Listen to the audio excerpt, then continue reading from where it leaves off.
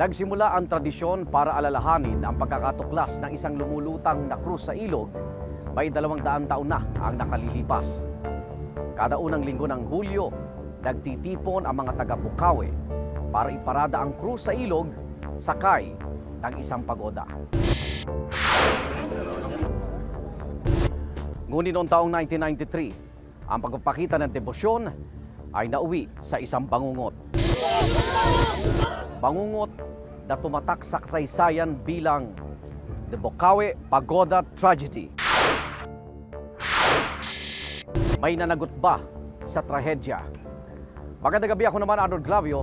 Ang mga tanong ng kahapon, sisiya sa atin ngayon dito sa Case Unclosed.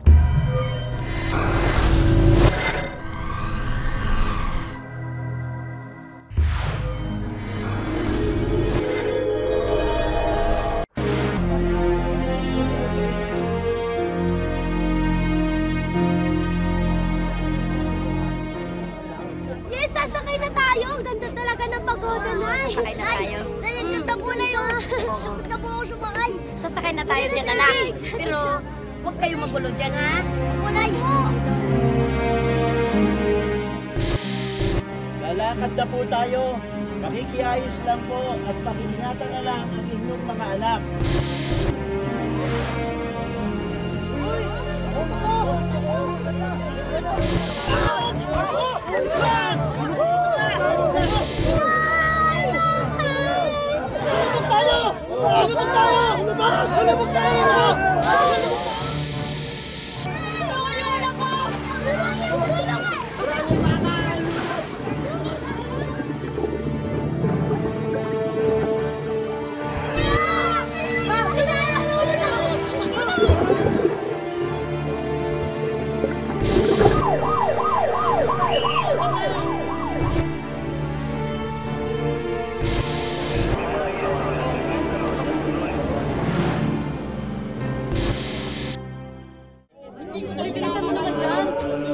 Paghingi ng kagalingan at pagpapala.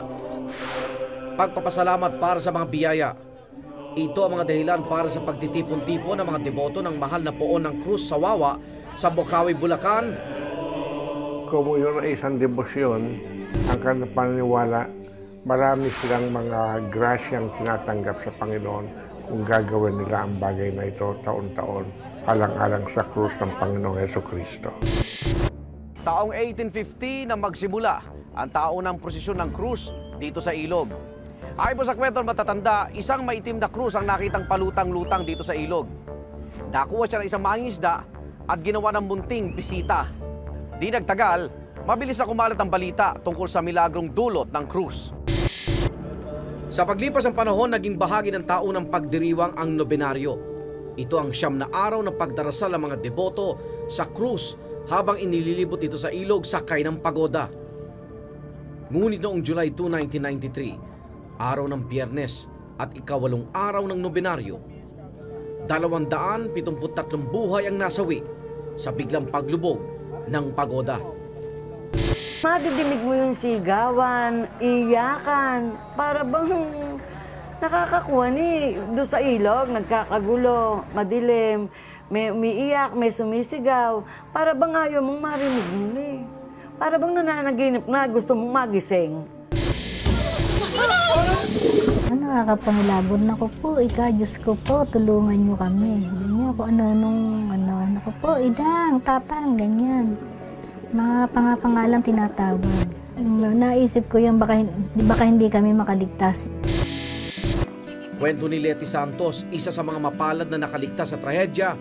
Hindi sila natuloy sumakay sa pagoda ng Huwebes, pero nagpumilit ang kanyang mga anak, kaya sinubukan na nila muli ng sumunod na araw. Nung naiwanan kami, nagmamaktog yung mga bata. Sabi nila dapat kasi kanina pa, si nanay naman ni ayaw pa. Yung pabalik na kami, sige, hayaan niyo, bukas sa agahan natin. Ito ang kauna-unahang pagkakataon na nakasakay sa pagoda si Leti at kanyang mga anak na sina Leriza, Edwin at Lelin. Kasama rin niya ang hipag na si Rowena na 9 na buwang buntis. Tara na.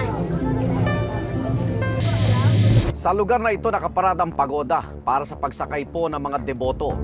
At tinatayang 500 katao ang sumakay ng gabing iyon. Sobra-sobra sa kapasidad nito na aabot lamang sa 300 katao. Nung dumating kami, wala pang gano. Pero ilang saglit lang, madami ng tao nagsasakayan. Iniisip ko kasi kung magpapababa sila, bababa ko yung mga bata. Kasi nga mahirap baka nga hindi naman nagpababa. Ay nanay. Kwento ni Linda Bulig, magtatakip silim pa lang ay sakay na ng pagoda ang anak niyang si Sajid. Silang magkapatid, rotation ang sakay kasi siyam na gabi na ililigod yung pagoda. Webes, kapatid niya, si Frank. Biyernes sa kanya. Lalakad na po tayo. Makikiayos na lang po at pakingatan na lang. Alas 8 ng gabi nang magsimulang maglayag ang pagoda. Kasama sa siksikan si Sajid at ang pamilya ni Leti.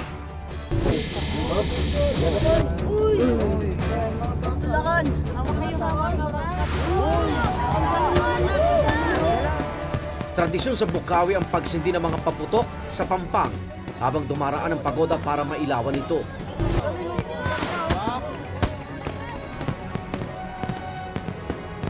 Noong gabing iyon, pagsindi ng mga paputok ay maraming bata at deboto na nagtakbuhan sa kanang bahagi ng pagoda para makanood. Sandali lang tapos sabi lulubog nga daw ang pagoda. Gumit na kaya huwag kayong malikot. Ayun, kamala-mala, heto na nga. Nalayo ako sa mga batang kasama ko. Uy po kayo sa kaliwa! Tumatagil kayo! Balik! Balik! Balik!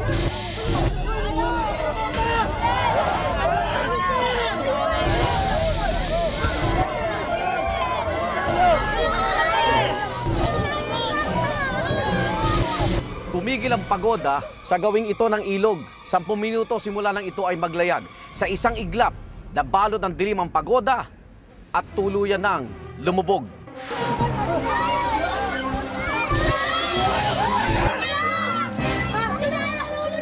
Pasado alas 8 ng gabi ng maganap ang trahedya. Nagkataong walang kuryente sa Bukawi ng gabing iyon.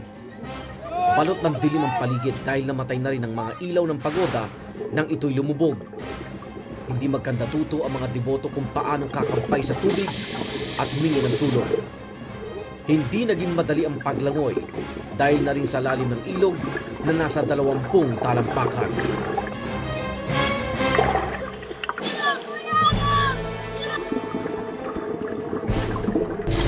Yung Bocanga River ay heavily silted. The water was very murky, kaya yung mga nasagip ng nahuli, talagang lumulubog sila. Di ba, nababaon sa burak talaga. So yun isa sa malaking nagpahirap. Sa gitna ng trahedya, nang ibabaw ang kabayanihan ng mga taga-Bukawi. Kabilang na ang 13 taong gulang na si Sajid Bulig, na tubong taga-barangay Bambang. Sa paggewang ng pagoda, nagdesisyon ng tumalon sa ilog si Sajid at lumangoy papunta sa Pampang. Bagamat ligtas na, hindi natiis ni Sajid na panoorin na lamang ang mga batang nalulunod. Nakita nila, naglulubugan na. Kesa na siyang lumangoy. Nanagip siya ngayon. Nakita nung kaibigan niya na talagang tinatamaan, pabalik-balik ang ginagawa niyang langoy. Kaya nga, tinanong ko dun sa kakilala ko, nakita niyo si Sajid. Andun po nananagip. E di kontento na yung loob ko, nananagip Di alintana ni Sajid ang mga nagbabagsakang kahoy mula sa pagoda. Mailigtas lang ang 6 na batang nalulunod. Sa mga oras na yon, hindi naman alam ni Leti ang kalagayan ng 2 pang anak na parehong hindi marunong lumangoy.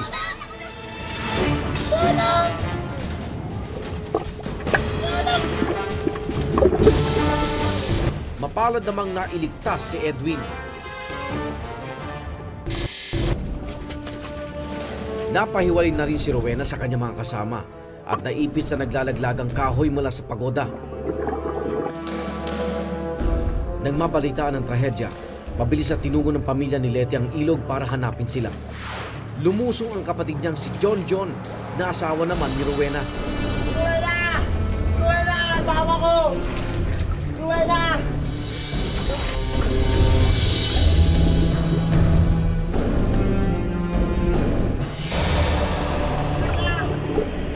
Nakita daw talaga niya yung asawa niya.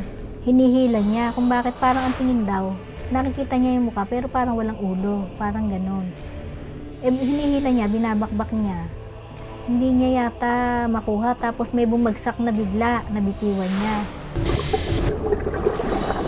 Sa patuloy na pagbagsak ng mga bahagi ng pagoda, bigla umanong nawala sa paningin ni John ang asawa. Sa gitna ng dilim, hindi na niya ito muling nakita pa. Mapalad naman niyang natagpuan sina Letty at Lerisa. Huwag ka mag-alala, Roque! Nakakalis tayo dito! Tulungan mo ako. Pare! Dito! Mabilis naman dumating ang tulong mula sa iba't ibang sektor. Inabot ng 3 oras ang pagsagip sa mga nalulunod.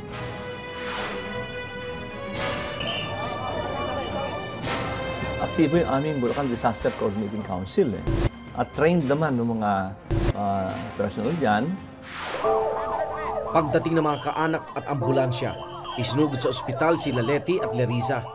Dito na sila nagkatagpo ng anak na si Edwin na kinailangan ding gamutin. Nang magkamalay si Lerisa, ang kanyang ate Lelyn ang una niyang hinanap. Hindi pa rin natatagpuan si Lelyn ng mga oras na yon. Madaling araw yung anak ko si Ine, umiiyak. Ate, sabi niya, nanay si ate, sasama ako. Naku po anak, huwag kang sumama. Kasi naisip ko nga baka namatay na, binabalikan. Inaaya siya, kagigising-gising lang niya Noon lang siya nagising Sa punerarya na natagpuan ang bangkay ni Lelyn, kasamang iba pang pinsan na nasawirin sa trahedya. Gumuho ang mundo ni Letty nang malaman ang sinapit ng panganay. Hindi ko malaman kung paano. Parang hirap na ako, hindi ko malaman na ibig kong maghihiyaw ng maghihiyaw, ganun. Hindi ko matanto kung ano yung nararamdaman ko. Sa ospital na rin natagpuan si Rowena. Wala na ring buhay. Hindi na rin naisalba ang bata sa kanyang sinapupunan.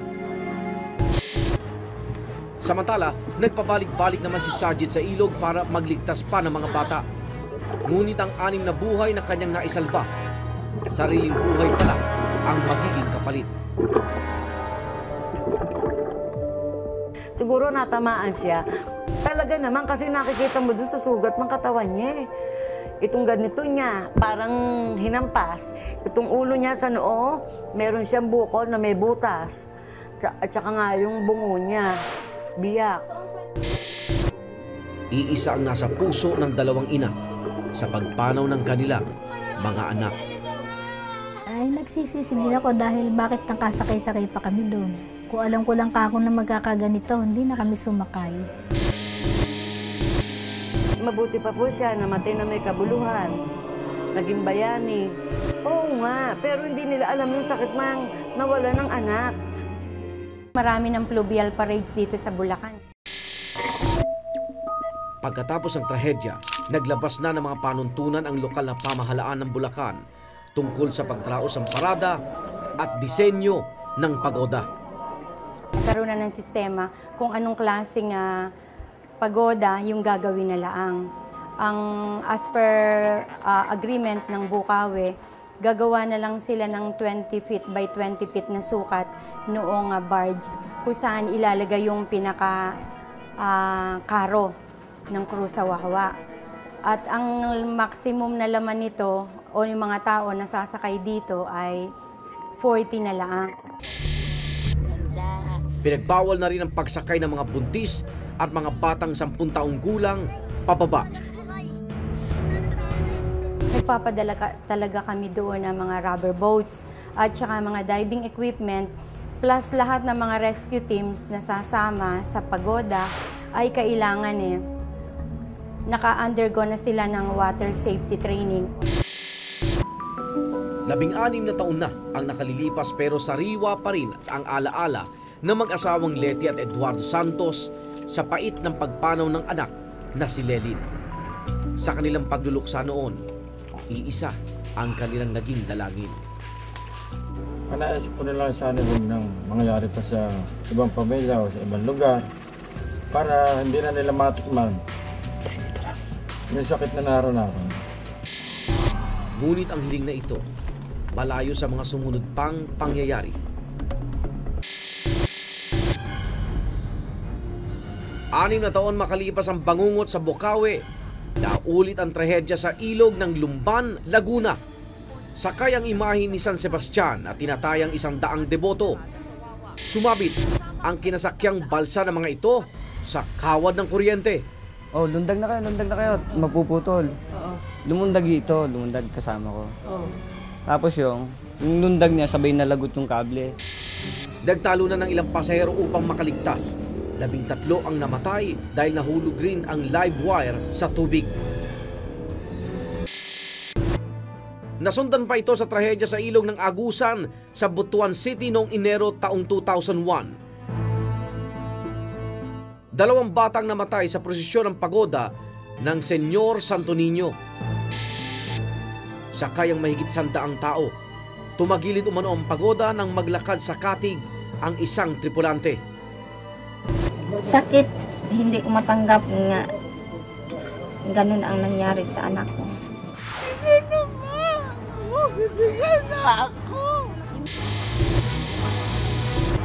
At Enero lamang ng nakaraang taon, sa bayan naman ng Masantol, Pampanga. 2 ang nasawi at 37 ang nasugatan matapos sumabit sa kuryente at tumao ang bangkang sinasakyan ng mahigit 100 deboto ng Birhen La Purisima Concepcion. Kung susuriin ang mga trahedyang ito, tila walang natutunang aral ang mga taong nagsasagawa ng mga prosesyon sa tubig mula sa trahedya ng Bocaue. Kailangan all around ang precautions. Hindi tayo maghihintay na may mamamatay. Pananagutan yan ng mga opisyal. Bawat probinsya dapat may disaster management committee yan eh. Dapat ang MDECC at saka sa pangunguna ng ating mga alkalde, local government units, sila may primary responsibility na magbantay na hindi maulit yung mga ganyang klaseng insidente. Aminado naman ang Catholic Bishops' Conference of the Philippines o CBCP na ang ilan sa mga dumadalo sa mga prosesyon hindi lubusang naiintindihan ang kanilang ginagawa. They expect na because of what they are doing, meron silang pwedeng tanggapin, meron silang pwedeng hingin sa Panginoon. No? O they believe in general na pag malapit sila sa Panginoon, and that is the expression of it, sila ay pagpapalain ng Panginoon. No? Kaya talagang among the masses, it can be very, very attractive. Sa kabila nito, naniniwala sila na hindi ito sapat para tuluyang ipagbawal ang mga ganitong pagpapakita ng debosyon. Ipupurify mo na lang. At yung ngayon ang challenge actually sa church, na itong mga taong ito, mas sikap na maintindihan nila talaga ano ba yung significance noon. Kaagapay ang pamahalaan, responsibilidad din ng simbahan na siguruhin ang kaligtasan ng mga deboto. Itong mga local churches, we will say that they have the main responsibility. And I am very happy to tell all our member churches na this is a very, very great opportunity for us to evangelize our people. Bahagi na ng ating kultura ang makulay na pagdiriwang ng mga pista. Isang pagpapakita ng debosyon at malalim na paniniwala sa mga sinasabing paghihimala ng mga santo. Ngunit nakalulungkot isipin na sa kabila ng paulit-ulit na trahedya, hindi pa rin tayo natututo. Naway maging mas maigpit ang mga kinaukulan na namamahala sa mga ganitong okasyon dahil ang kaligtasan ng mga deboto ang siya dapat pangunahing prioridad upang trahedya ay maiwasan. Hanggang sa susunod na Huwebes, ako naman Arnold Clavio, ang mga tanong ng kahapon, sisiya sa atin ngayon sa Case Unclosed.